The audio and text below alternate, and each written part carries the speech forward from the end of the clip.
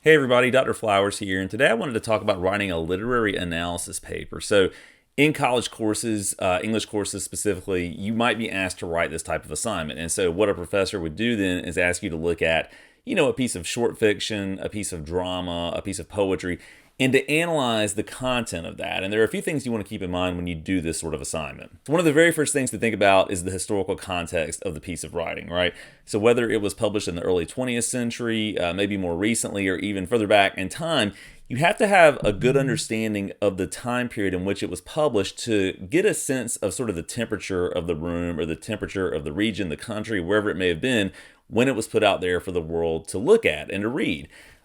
Oftentimes, authors have a specific agenda, right, that they're working toward. There are certain themes that emerge when you consider the historical context of a piece of writing. And that's an especially important thing to think about when doing a literary analysis paper. If you don't consider the history of it, if you don't take some time to research that, analyze that, you're probably going to miss a big chunk of what was going on unless you just happen to be a historical expert for that time period. So that's my first piece of advice. When you're writing this type of assignment, do research regarding the history of the author. So a little bit of biographical information can always be helpful. And that's a good thing to incorporate into the actual paper assignment itself, right? Tell your reader some information that they may not already be aware of in regards to the author, and you can't assume that they know anything about the author, so you need to include that information because that then feeds into the history of the piece of writing and what was going on during that time period. One of the other important things you need to do is consider what type of element of literature you want to analyze the piece of writing in relation to. So, for example, if you're looking at a short story, if you're looking at a story like Ambrose Bierce's An Occurrence at Owl Creek Bridge, you want to think about something like the use of point of view, right? So Ambrose Bierce made some conscious decisions when writing that about whether or not to allow his protagonist to communicate from a certain perspective or to tell the story from a certain perspective.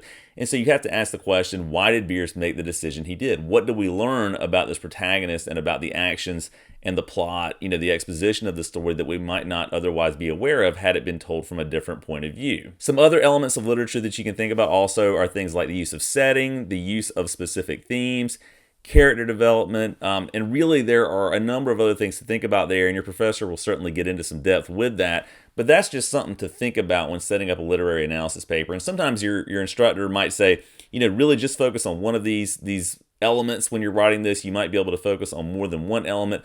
When I'm teaching my classes, I allow students to focus on up to two, but no more than that, because in my opinion, the writing starts to get a little bit too convoluted, a little too muddled, and the paper, depending on the length of it, could be a little too scattershot, right? Because you're focusing on potentially one too many things with going beyond just one or two elements of literature. You also want to supplement your own commentary by looking at what credible experts have had to say about it. So a good place to start is going to somewhere like ProQuest, some kind of database where you're looking at peer-reviewed pieces of publication to help add some credibility to your writing. So you bring in those external views to supplement your own observations. What you do not want to do, however, is to write something that's simply a collection of quotes, right?